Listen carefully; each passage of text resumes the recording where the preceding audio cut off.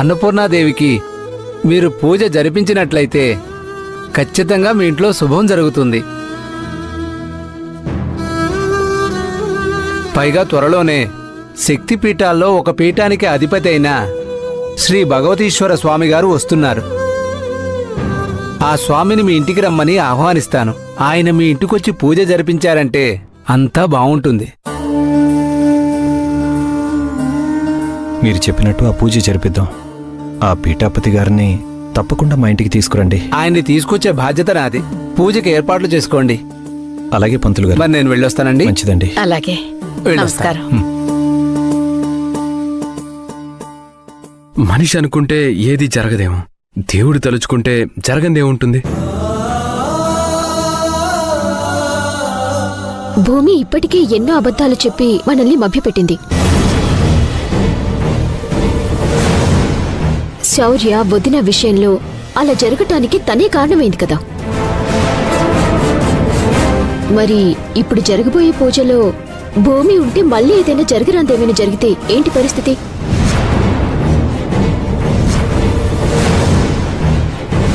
అందుకే ఈ అన్నపూర్ణమ్మ పూజకి తనని కొంచెం దూరంగా ఉంచి నేను ముందుండి నడిపిద్దామనుకుంటున్నాను.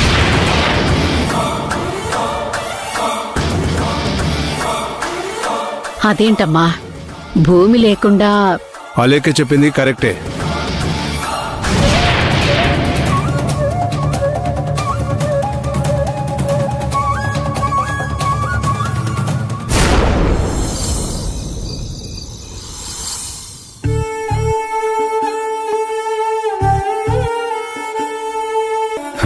రేపింట్లో పూజకి ఏర్పాటు చేయమని పంతులు గారు చెప్పడం విన్నావుగా.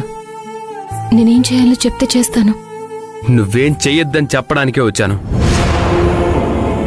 దయచేసి ఆ పూజ అయ్యే వరకు ఆ చుట్టుపక్కల కూడా రావద్దు. చెప్తే చెప్పాడులే, నేరుగా వెళ్ళి పూజ దగ్గర కూర్చుంటే ఏమవుతుందిలే అని మాత్రం అనుకోవద్దు.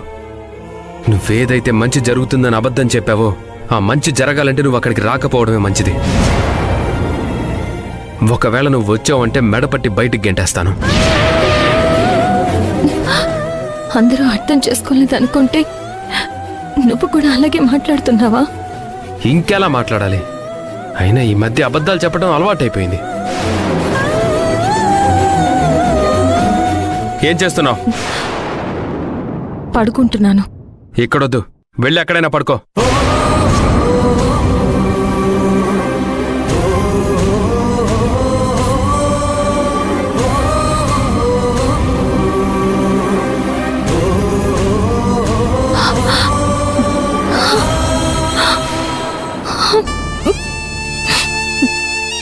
చివరికి అన్నపూర్ణాదేవికి చేసుకునే పూజలో కూడా నన్ను కూర్చొనివ్వడం లేదు. ఏం పాపం చేశానమ్మా? నువ్వు నన్ను శిక్షిస్తున్నావో పరీక్షిస్తున్నావో నాకు అర్థం కావడం లేదమ్మా. నీకు అంతగా నా మీద కోపం ఉంటే నా ప్రాణాలు తీసుకో, అంతేకాని ఇలా నీకు దూరం అయ్యే శిక్ష మాత్రం నాకు వేయొద్దమ్మా, వేయొద్దు.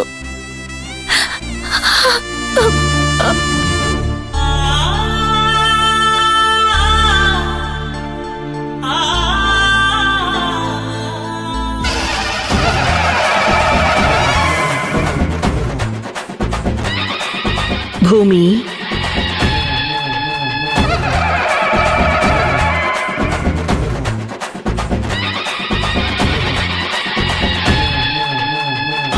అమ్మ కరుణించలేదని బాధపడుతున్నావా?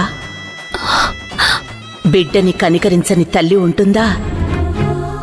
మీ వాళ్ళు నిన్ను నాకు దూరంగా పెట్టినా నేను నిన్ను దూరంగా ఎందుకు పెడతానమ్మా?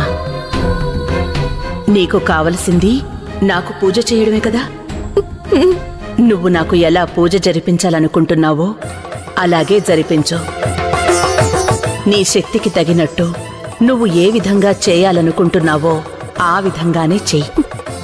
అలాగే తల్లి, అలాగే.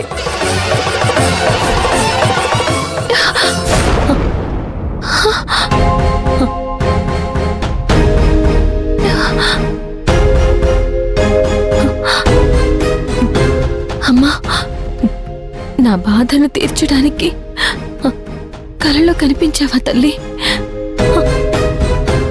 సరే అమ్మా, నువ్వు చెప్పినట్టే చేస్తాను.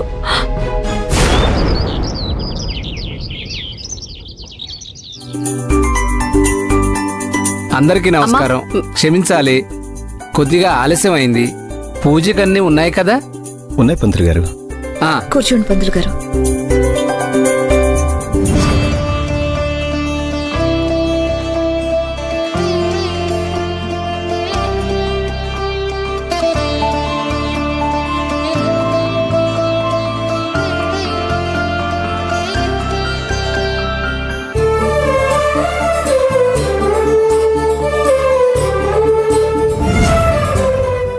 పూజ పూర్తయి ఆ పంతులు చెప్పినట్టు దాని కడుపు పండిందంటే ఇంకా ఇంట్లో ఎవ్వరూ మన మాట వినరు.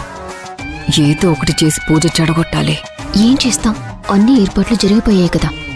అక్కడ దాని పూజ చెడగొడదామనుకుంటే అది నాకే షాక్ ఇచ్చింది. వాళ్ళు కొట్టే దెబ్బలు తినడానికి అలవాటు పడిపోయాం. ఈసారైనా మనం దెబ్బ కొట్టకపోతే లాభం లేదు. ఏం చేద్దామమ్మా?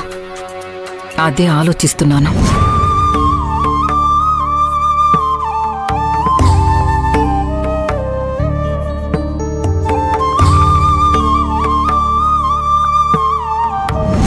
భూమి పూజ చేసిన ప్రసాదాన్ని మహాలక్ష్మికి తినిపించాలని చూస్తుంది. ఇక్కడ వీళ్లు కూడా పూజ ప్రసాదాన్ని మహాలక్ష్మికి తినిపించాలని చూస్తారు. పూజ చేసిన ప్రసాదంలో విషం కలిపితే ఇటు ఇది అటు అది, ఇద్దరు మనకి అడ్డం లేకుండా పోతారు. మరి మిగిలిన వాళ్ళ పరిస్థితి? ప్రత్యేక ప్రసాదం దానికి మాత్రమే ఇస్తారు. ఆ భూమి ఎటు పూజ చేస్తుంది కాబట్టి ఆ ప్రసాదం తను తింటుంది, మహాలక్ష్మికి పెడుతుంది. ఏదైనా కథ అడ్డం తిరిగితే భూమిని మహాలక్ష్మికి పెట్టిందని అందర్నీ నమ్మించొచ్చు. హేమాభాం పీతవస్త్రాం కరకలితలసద్దేమ పద్మాం వరాంగీం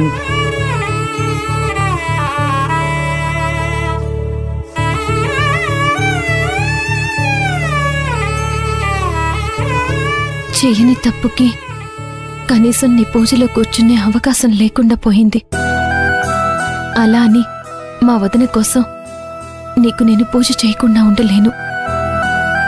మా అత్తయ్య వాళ్ళంత స్థాయిలో చెయ్యకపోయినా ఇదిగో నాకున్నంతలో నేను చేస్తున్నాను. నా పుట్టినిల్లు మెట్టినిల్లు మా వదిన అందరూ సంతోషంగా ఉండేలా ఆశీర్వదించు చాలు.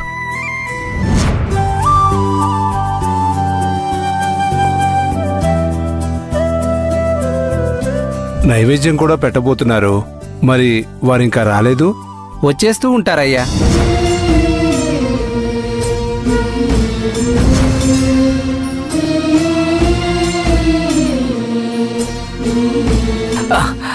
రండి స్వామి, రండి రండి.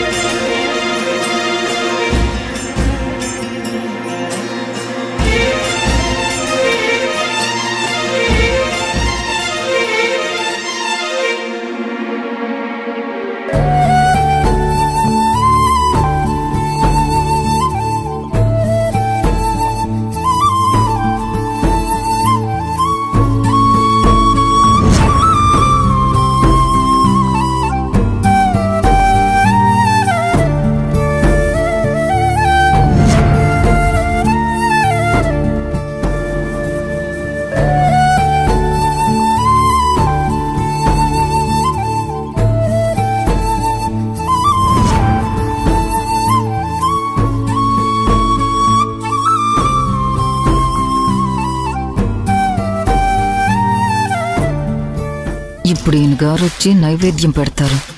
మహాలక్ష్మి మనకి అడ్డం లేకుండా పోతుంది. అటు భూమి తింటుంది, అది కూడా అడ్డం లేకుండా పోతుంది. అయినా వీళ్ళకి మంచి చావు రాసి పెట్టాడే. నవరాత్రులు జరిగేటప్పుడే ఇద్దరి ప్రాణాలు పోతున్నాయి.